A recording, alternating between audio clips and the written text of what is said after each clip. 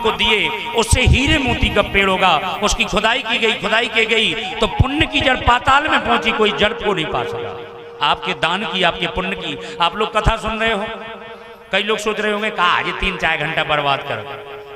भगवान ने सबको 100 साल का जीवन दिया है। हमें नहीं पता मेरा जीवन कितना है, ना ये पता कि आप लोगों का कितना है। 100 है, 100 है, 150 है। हम कह रहे भगवान आप लोग 2-2 साल जियो, 200 साल जियो, खूब उम्र मिले आपका, हमारी उम्र भी आप सबका लग जाए। मगर आप जितना भी धर्म पुण्य के कार्य में, भलाई के कार्य में आप समय देते हैं, चाहे 1 घंटे का, 2 दिन का, 7 दिन का, ये धर्म भलाई के कार्य का दिया हुआ टाइम हमारी उम्र में नहीं जुड़ता है। ये हमारे लिए गिफ्ट है। बोलो राधे राधे। हैं? जैसे कहते हैं ना कि 1 क्लिनिक शैम्पू के साथ 1 फ्री, 1 गोदरेज नंबर साबुन के साथ 1 फ्री, 3 के साथ 1 फ्री, 1 के साथ 1 फ्री होता है ना। ऐसे ही हमारे जीवन में 100 प्लस के साथ किया हुआ पुण्य, दान, कथा सुनने का टाइम ये फ्री रहता है। बोलो भक्त वत्सल भगवान। क्योंकि भगवान कभी किसी का कर्जा नहीं लेते, भगवान किसी का एहसान नहीं चाहते। भगवान नहीं चाहते कि कल आप कहते पड़ो कि हमारे इतनों सो तो तनक 100 साल को जीवन हो, तो हमने उनमें से आधो जीवन तो तुम्हारी कथा ही भागवत सुनत काट दो। तो भगवान नहीं चाहते। भगवान वो जो जितनी तुम्हारी उम्र है वो तो देते हैं ही, उसके अलावा आप धर्म के लिए, पुण्य के लिए, मंदिर के लिए, मस्जिद के लिए, तीर्थ के लिए जितना समय देते हो वो आपको अलग से मिलता है। बोलो भक्त वत्सल भगवान की। खोदते गए, उस पेड़ को खोदते गए, उसमें 9 रथ निकले।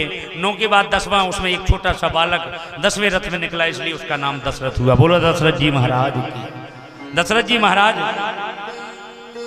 ने 3 विवाह किए। मगध देश की राजकुमारी से विवाह किया, केके देश की राजकुमारी से विवाह किया,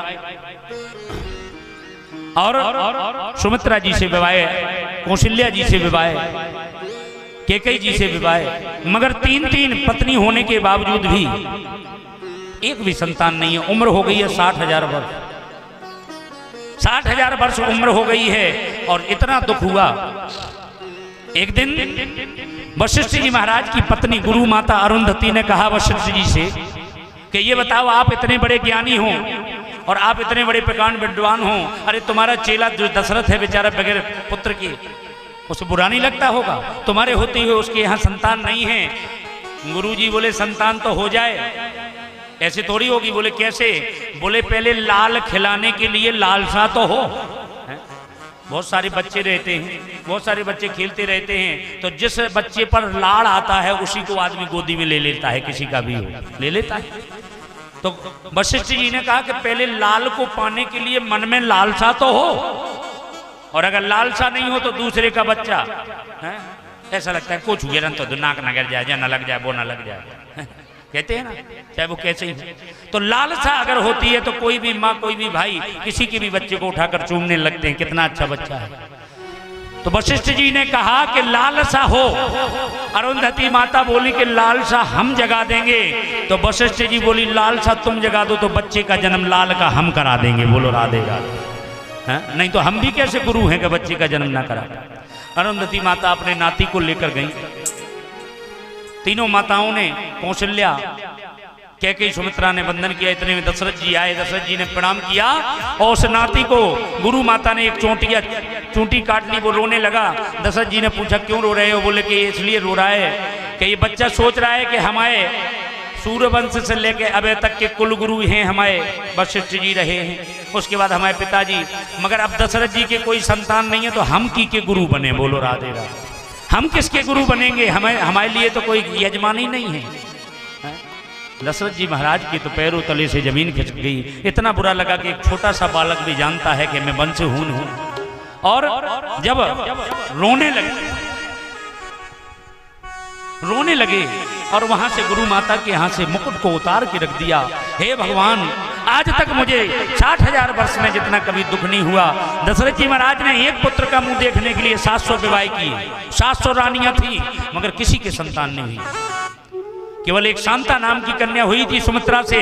मगर रावण ने फिर तपस्या, रावण को पता चला कि मेरी मृत्यु दशरथ के पुत्र के हाथों होंगी। रावण ने फिर ब्रह्मा की तपस्या की, वरदान मांगा। ब्रह्मा जी प्रसन्न हुए, वरदान मांगा कि दशरथ के वीर से कभी कोई संतान ना हो। अब देवी देवता तो भजन के और तपस्या के बस में रहते हैं। ब्रह्मा जी को बड़ा बुरा लगा। दशरथ वीर ते कोई पुत्र प्रकट ना हो। सुन शिष्टा मन में दुख माना, वरदान दिया मगर ब्रह्मा जी को बड़ा बड़ा।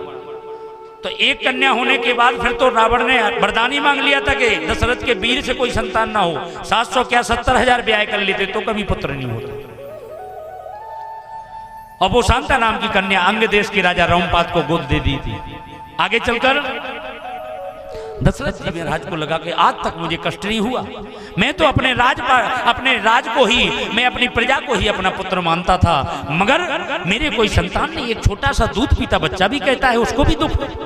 अरे राम राम, ये तो मेरे जीवन की बड़ी व्यथा है।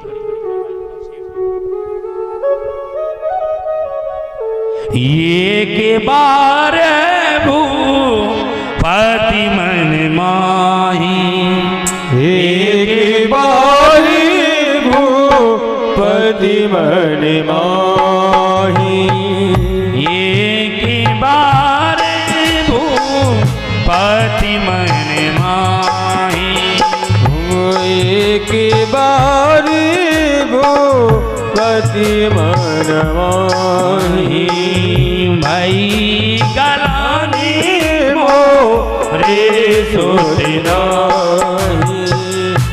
भाई गिलानी मोरे सोना। किसी ने भगवान विष्णु से कहा, हे लक्ष्मीनारायण, तुमने दशरथ को मनु शत्रुपा के रूप में वरदान दिया था कि मैं तुम्हारे घर आऊंगा, मगर तुम नहीं गए। भगवान बोले कि हम इसलिए तो किसी ने कहा क्या यही मर्यादा है कि वचन देने के बाद भी ना आओ? भगवान विष्णु बोले मर्यादा के कारण ही नहीं जा रहा हूं। क्यों? क्योंकि जब तक दशरथ जी गुरु जी के घर नहीं जाएंगे तब तक हम दशरथ जी के घर नहीं जाएंगे। क्यों? भगवान विष्णु बोले कि अगर ऐसे ही मैं दशरथ जी के घर चला गया तो दुनिया के लोगों को संदेश मिल जाएगा कि गुरु की कोई जरूरत नहीं है, संत की जरूरत नहीं है, भगवान तो ऐसे ही मिल जाते हैं। बोलो राधे राधे। भगवान तो ऐसे ही मिल जाएंगे, क्या करना गुरु का, संतों का कोई जरूरत नहीं। इसलिए पहले ये गुरु जी के दर जाएं, वहां याचना करें, तब जाकर मैं इनके घर गुरु जी के पास आए। निज सुख दुख, सुख क्या है, दुख क्या है कि पुत्र नहीं है, और सुख क्या है कि गुरु जी मेरे इतने सर्वज्ञ हैं कि इनकी शरण में आ गया हूं, अब मेरा दुख ये दूर करेंगे। गुरुजी ने भी कहा कि राजन, जब तुम आ गए हो तो जाओ, मैं भी कैसा गुरु हूं, तुम चौथे पन में आए हो, भगवान वचन देकर तुम्हें नहीं आए थे, मैं वशिष्ठ गुरु तुम्हारा वचन देता हूं, भगवान चौथे पन में वचन देकर नहीं आए, जाओ मैं तुम्हें वचन देता हूं, भगवान को तुम्हारे घर 4-4 रूपों में आना पड़ेगा। बोलो राधे। एक एक पन के बदले, एक एक पन के बदले 4 रूपों में आना। सिंगी ऋषय वशिष्ठ बुलावा, पुत्र काम सुख जब कराया। अग्नि भगवान आए, वशिष्ठ जी ने प्रसाद दिया। अग्नि भगवान ने वशिष्ठ जी को दिया प्रसाद, दशरथ जी को नहीं दिया। खर्चा बल्कि दशरथ जी का, व्यवस्थाएं सब दशरथ जी ने की, मगर फल मिला किसको? वशिष्ठ जी को, गुरु को मिलता है। फिर गुरु की इच्छा है किसको देना है किसको नहीं देना। गुरु जी ने संकल्प, गुरु जी का कल्याण शीर्षक, गुरु जी ने तीनों रानियों को बांटने को कहा। दशरथ जी ने आधा आधा भाग दिया, तीनों को बांटा।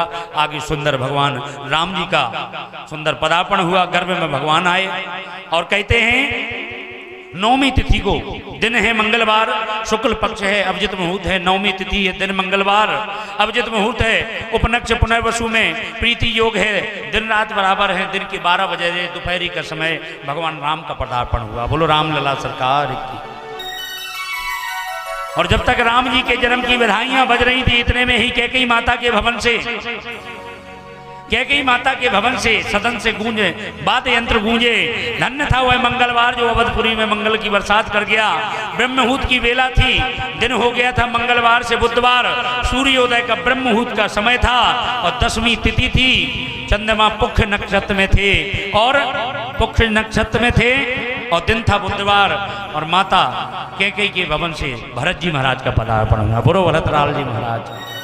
और जब तक भरत जी की बधाइयां बज रही थी तब तक महारानी सुमित्रा के सदन से भी मंगलवाद गूंजा और महाराज दशरथ जी के यहाँ आनंद की बरसात हो रही है। सब ब्रह्म मुहूर्त में प्रकट हुए हैं और 10वीं तिथि के दिन वही बुधवार, वही चैत्र मास शुक्ल का पक्ष और लग्न करक चंद्रदेव अश्लेषा नक्षत्र में, और समय का बिल्कुल थोड़ा सा चढ़का 2 जुड़वा बच्चों का युग्मज संतानों का प्रकट हुआ। बोलो लक्ष्मण जी महाराज की, शत्रुघ्न लाल जी महाराज की। और अब तो गह गए बाज बधाओ शुभ गह गए बाज बधाओ शुभ प्रगटे भय सुकंद हर्षवंत सब जहां तहां नगर नार सब बंद। और सूर्य भगवान भी आनंद में 1 महीने तक हिले नहीं। कौतक देग पतंग भुलाना 1 मास तय जातनाना, 1 महीने तक लोग नाचते रहे। और कल हम बाय बाय कह रहे थे आपसे कि नाचो नाचो, सो कोई के हाथ ऊपर करते सो तनक बजाओ, फिर कोई थोड़ा नचता था फिर शांत। अरे इतने में हम लोग थक जाते हैं। जब राम जी का जन्म हुआ तो 1 महीना तक तो कोई सुधा ही नहीं रही कि रोटी खाने के पानी, केवल नाचते ही रहे, बोलो राधे राधे सुधा ही नहीं रही। बधाई हो रही। हम